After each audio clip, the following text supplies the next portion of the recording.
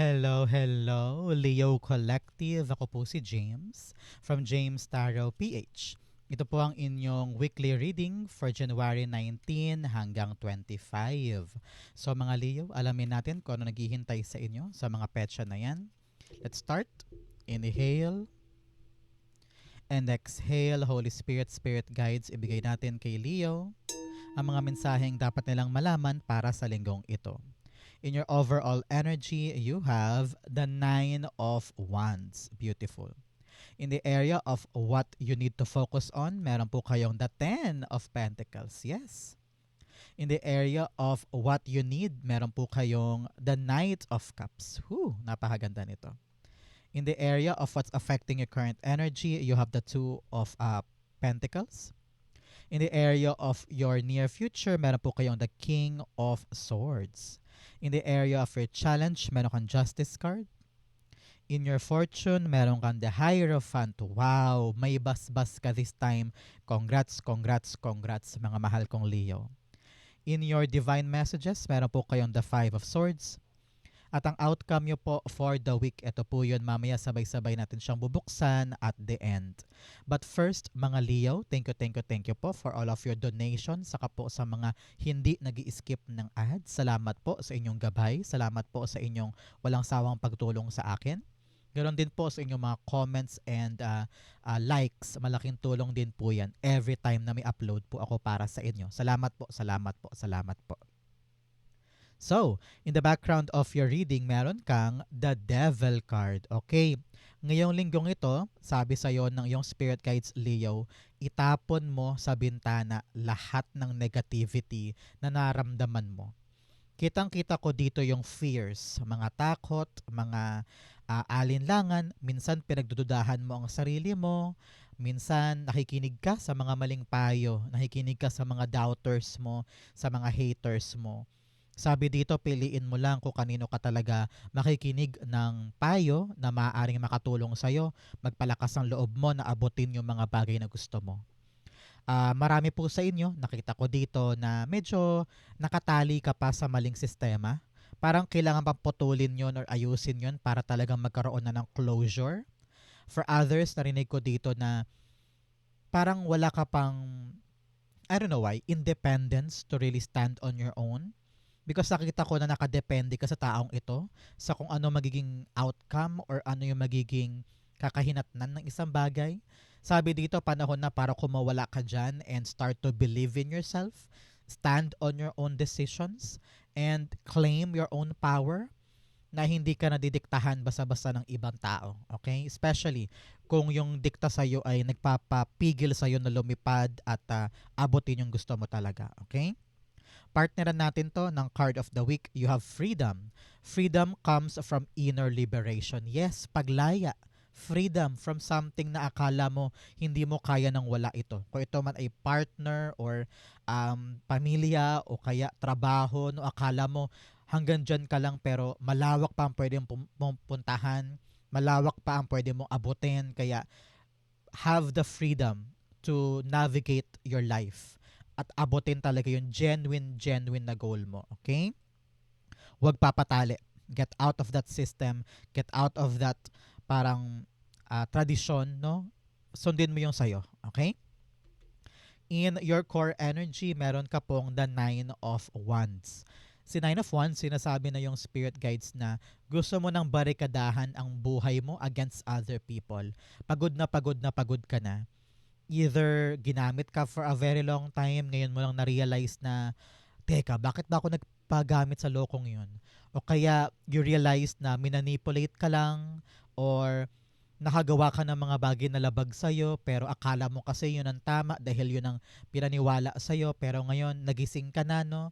And ready ka nang bakuran yung buhay mo, yung mundo mo away from them. Sa'yo mo, tama na. I want to change my life. I want to start again. I want to believe in my life again. At meron ka ngayong kinakapitan na bagong pag-asa. Sabi mo, eto, new chance, new way. Susubukan ko ulit. Hindi ko sasayangin yung oras ko. Na para bagang totoong nagising ka from something wrong and now you are rebuilding yourself again and meron kang bagong pag-asang kinakapitan, which is good for you. Congrats and good luck po sa mga magsisimula ulit, nagka-try ulit ng bago, o kaya lalaya na, and now for the very first time you're living on your own, bubukod ka na, parang ganyan, no? Iba-iba kayo ng independence na version sa bawat isa sa inyo. Collective reading naman po ito, kaya for sure iba't ibang power and independence tong maramdaman ninyo, no? So kung ano man yang parang kalakasan ng loob na kaya ko to, gagawin ko to, lalaban pa ako, one more try, good for you and good luck. Saludo ko kasi talagang hindi ka nagpasuko sa mga pangyayari. Okay? The Nine of Wands, time na talaga for freedom and to gain back the authority in your life. You have, oops, marami. The Five of Wands. Yes, lalayo ka na sa gulo, lalayo ka na sa away, sa sigalot, sa problema. Sabi mo, ayoko na yan, pagod na ako, ano ba kayo, enough is enough. Ready ka na to really put that boundary, at ngayon, ginagawa mo yung mga bagay para hindi ka na ma-stuck dito. Kasi parang sabi mo, teka, parang kinahon nyo na ako dito, kinulong nyo na ako, binuro nyo na ako for a very long time. Time na for me to get out of this. And I have this new chance to get my life back straight sa panahong gusto ko talaga siyang gawin. Parang ganon. Okay? So, Leo, tinatanungin kita today, ano tong mga bagay na sabi mo, God, please, one more chance. Ilayo mo ko dito para magkaroon ako ng magandang bunga. I-comment mo sa baba kung ano yan. I-manifest na natin so that it will happen for you. I'm very, very happy kasi talagang lalaya ka na dito and you have a new chance. Kung ano man yung new chance na yan, congrats, i-claim natin. Okay? In the area of what you need to focus on, meron po kayong the Ten of Pentacles. You need to focus on something permanent, Leo. Permanent job, permanent ipon, permanent career, or permanent na negosyo. Kung ano man yan, na balak mong asikasuhin ngayon na seryoso ka na, ilagak mo daw lahat ng effort mo dyan to make sure na pangmatagalan ito. Okay? Importante ngayon na magkaroon tayo ng long-lasting abundance. Hindi katulad dati na puro temporary, puro problema pa ang dulot, puro problema pa ang nagiging kaganapan. Kaya ngayon, tatayo ka ngayon at iisipin mo, ano ba yung mas importante? Ano ba yung tatagal? Ano ba yung talagang valuable sa akin? Doon na lang ako mag-focus para may mahita pa ako. Ganon, okay? Very important to, isa-isip mo. Ten of Pentacles being clarified by. So siya nga pala, Leo, ano pong birthday ninyo? Ay July Leo ka ba or August Leo? Comment down below and I'll be seeing kung gaano karami ang mga Team July and Team August. Okay? Ten of Pentacles being clarified by, tumilapon dalawa, kunin natin, the Ten of Cups and the Five of Cups. Okay. May nakita ako dito tungkol sa pampamilya. Sabi na yung spirit guides, meron daw mga pampamilyang issue na dapat daw pare-pareho nyo ng ayusin, tanggalin ang gusot, para magkaroon ng long-lasting, beautiful effect sa pamilya.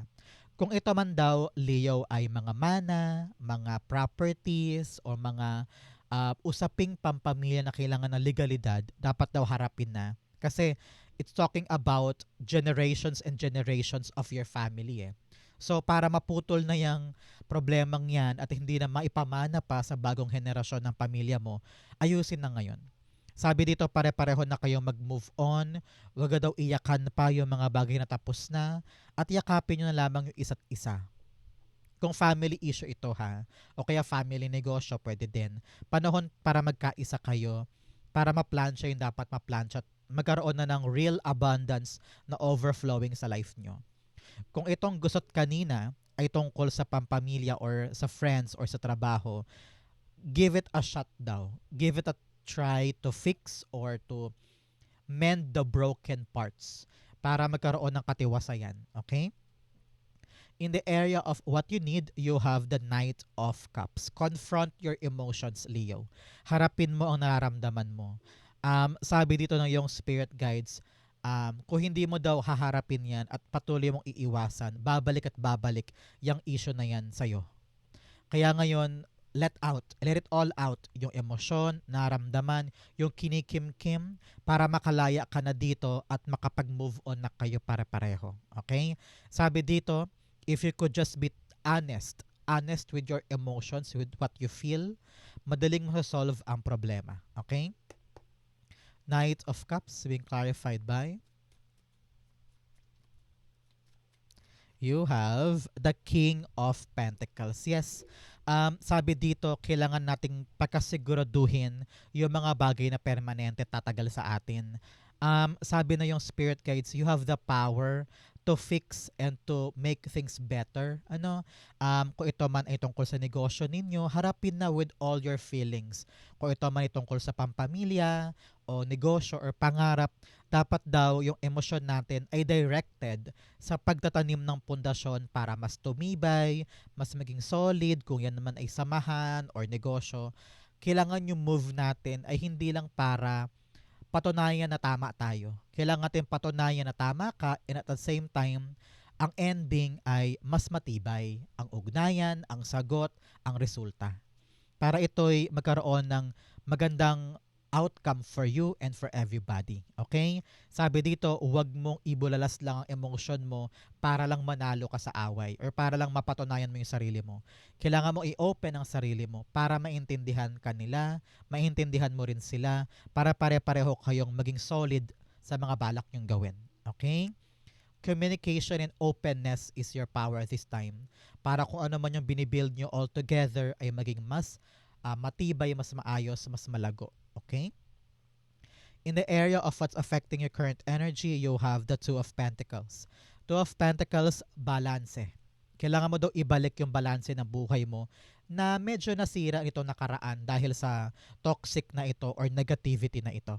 Okay? Sabi ng yung spirit guides, kung pagod ka na, matuto ka namang matulog, magpahinga. Narinig ko kung talagang medyo magulo pa, toxic pa, puro kaguluhan pa. Sabi ng yung spirit guides, medyo detach daw muna tayo parandalian. Siguro a day or two o palagpasin mo ng isang linggo, no? Panahon daw to para makapag-isip ang lahat. And then, kapag nakapag-isip na rin, pag nabalanse mo na kung ano ba yung valuable at hindi, ano ba yung dapat kong gawin at hindi, doon ka daw makapag-isip ng right and best solution para pagbalik mo, sabi mo, one try pa, susubok pa ako. Yun, okay na. End of suffering na, end of hardship na, end of away na, and you will get the good outcome after the struggle or after what happened. Basta wag mo lang daw sukuan. Magpahinga, okay, sige, pahinga para makahinga. Para maisip pa yung right solution. Pero dapat babalik pa rin ha. Isi-solve mo pa rin siya para once and for all tapos na, planchado na. Dito, sabi rin ng yung spirit guides, Leo, matuto kang to say no. Kapag alam mong sobra-sobra na yung hawak mo sa kamay mo. Example, breadwinner ka o kaya ikaw yung single mother and lahat na lang responsibility na sa kamay mo. So, matuto kang humindi pag merong bagong responsibility na hindi mo na kaya. Okay? Huwag mo daw katakutan at huwag kang mahiya na mag-beg off. Pag, sorry po, punong-puno na yung kamay ko, marami na akong gina-juggle, I can't handle that anymore, I'm sorry, I'm busy. Huwag ka daw mag-guilty pag ganun. Kasi mas importanteng matuto ka ng humindi kaysa naman mahirapan ka sa mga pinapasan mo. Pagod ka na, kukuha ka pa ba ng bago? So, i-fix na lang natin yung ginagawa natin ngayon and beg off sa ibang bagay. Okay? The Two of Pentacles being clarified by the Queen of Wands. Yes, Queen of Wands, confidence, love for yourself, tiwala sa sariling kakayanan na kung ano man tong mga gina-juggle ko sa buhay ko ay kaya kong panghawakan ng tama.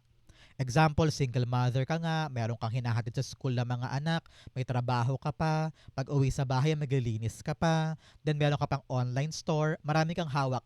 Kasi nga, gusto mong ibalik yung balanse ng buhay ng pamilya, di ba? So ngayon, kapag nahihirapan, tulog, pahinga, pero kinabukasan, think positive lamang and be confident na kaya ko to, kaya ko to, kaya ko to, ilalaban ko to. Hindi ako papakulong sa takot ko, sa kahinaan ko, sa negative thought ko. Shupi, shupi. Mga negativity sa isip, shupi, shupi. And I will just enjoy my life. Enjoy your life and continue that balancing act. Pangahawakan ko talaga yung importante sa akin at hindi na ako papayag ng mga distractions at temptation sa paligid. Okay? In your near future, meron po kayong the King of Swords. Si King of Swords, kitang-kita kita dito na gamay mo na yung area of expertise na pinanghawakan mo. Di ba sabi ko sa iyo dito, parang babalansehin mo lang, magka-try ka ulit, sabi mo, try ko lang, susubok pa ako. Kahit mahirap, kahit magulo, kahit may mga away-away o problema, kakayanin ko to. Heto ka sitting on your throne, sitting on this position kung saan secured, gamay at okay ka, no? Parang alam mo na yung galawan. Yes, may hirap, may mga obstacles here and there, pero kaya mo siyang hawakan. Hindi ka tulad dati na parang gapang na gapang, hirap na hirap. Dito nakita ko yung kalmado ka, okay ka, kaya mong harapin ang problema head on, hindi mo na kailangan patagalin, hindi mo na kailangan mataranta. Dito, you're the person of your own. You know what you want, you know what you need, and you know kung ano yung mga dapat gawin. Very expert, very, I don't know why, parang na-master mo na yung gagalawan mo dito. Kaya wag ka mag-alala ngayon, Leo, kung nahihirapan ka sa ginagawa mo. Kasi sooner or later, you're gonna get the hang of it. At talagang very, very okay ka na dyan. Okay? King of Swords being clarified by the Hanged Man. Yes.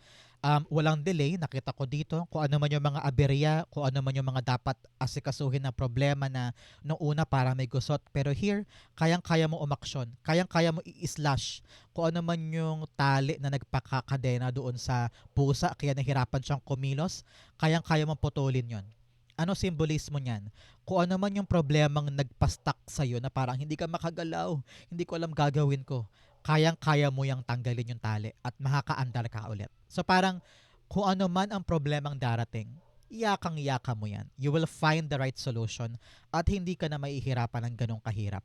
Okay? Hindi ka na ganon tawag dito, kakalbaryo, kumbaga. You will know the right way. So congrats. Napakagandang future nito for you.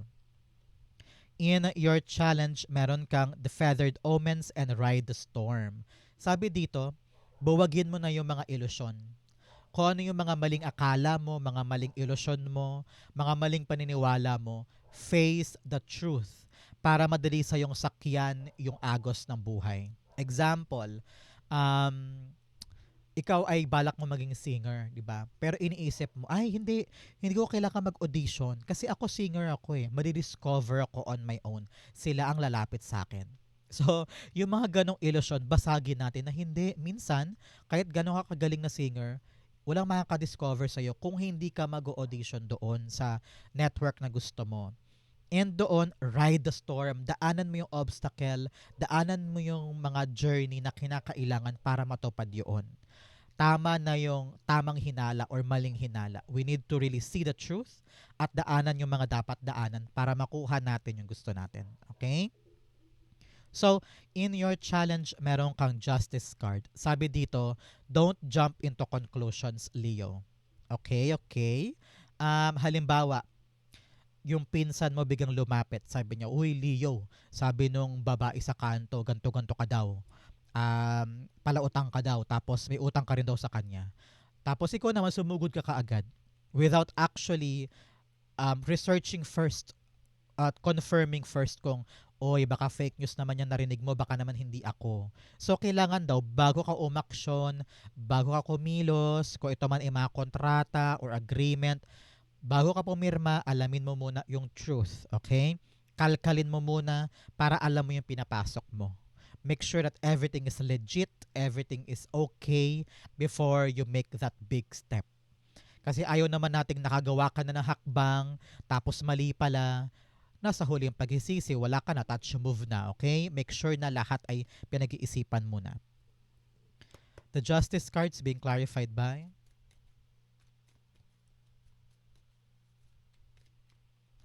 the Two of Swords. Two of Swords, sinasabi dito ng iyong spirit guides na mag-isip-isip muna bago humakbang. Pag nilay-nilayan muna bago kumilos. Okay, okay, napakalino nito, Leo. Marami sa inyo ay dahil napaka-dramatic mo, no? Dahil ikaw is a very, very fiery sign. Talaga namang very passionate ka and outgoing and talagang fiery na fiery. So bago tayo kumilos, pag-isipan muna ha. Very, very importante ito. Huwag papadala sa narinig. Huwag papadala sa bugso ng damdamin. Confirm muna. And then, from there, saka ka mag-decide kung ano yung tamang hakbang. Okay? In your fortune, meron kang uncovering treasure beneath the surface lies great bounty. Sabi dito, huwag mo laging isipin na mahirap. Tingnan mo siya, yung dragon. Akala niya malalim pang huhukayin niya. Pero isang hukay lang nandun. Napakababaw pala ng treasure na hinahanap niya. So anong lesson ito para sa'yo? Hindi lahat ng trabaho mahirap. Hindi lahat ng simula ay mahirap. Minsan, unang hakbang mo lang, you will realize, ay kaya ko pala to. Madali lang pala to. I can manage pala. Parang ganyan. You have unknown territory, you're exactly where you need to be. Kung ikaw ay may ginagawang mga bagong bagay, you're taking a risk, you're making a move, may mga kaba-kaba ka dyan, okay lang yan. Destined ka daw talagang tumahak sa landas na yan. And you will discover the truth. You will discover yung mga bagay na makakatulong sa'yo along the way. Okay? So, wag umatras. Enjoy the journey. Tread carefully. Move forward. Okay? In your fortune, meron po kayong the Hierophant. Kitang-kita ko dito yung basbas, Leo, para sa'yo. Kung ano man yung bago mong gagawin, may basbas ka from the universe para gawin ito. So, blessed energy is yours. For others, nakita ko po dito, parang meron kang papasukin na bagong industriya na talagang very matibay na industriya yan. Parang kilala na sila sa field na yan and you want to belong there, you want to be part of that. And nakita ko yung approval dito. Parang makakapasok ka. You will get that approval para dito.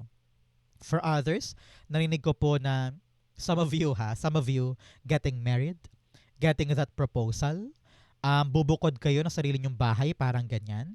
For others, nakita ko po dito, union of a new business, union of two people together.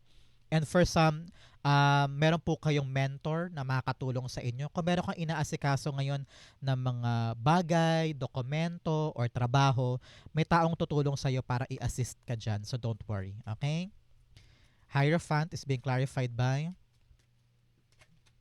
yun, tumilapon dalawa, kunin natin the Two of Pentacles and the King of Cups. Yes, itong taong tutulong sa'yo, Leo, itong taong ito na talaga namang very open-minded, marunong makinig, hindi judgmental, siya talaga yung mag-open up ng mundo para sa'yo na parang, huy, ito ang dapat gawin, ganito yan, may pasensya siya sa'yo, no? Uunawain ka niya kasi alam niya na marami ka pang dapat matutunan and in the process, magiging madali sa'yo na balansehin yung mga action mo at magiging okay at magaan yung mga bagay-bagay. Okay? So, if this is a contract, congrats po.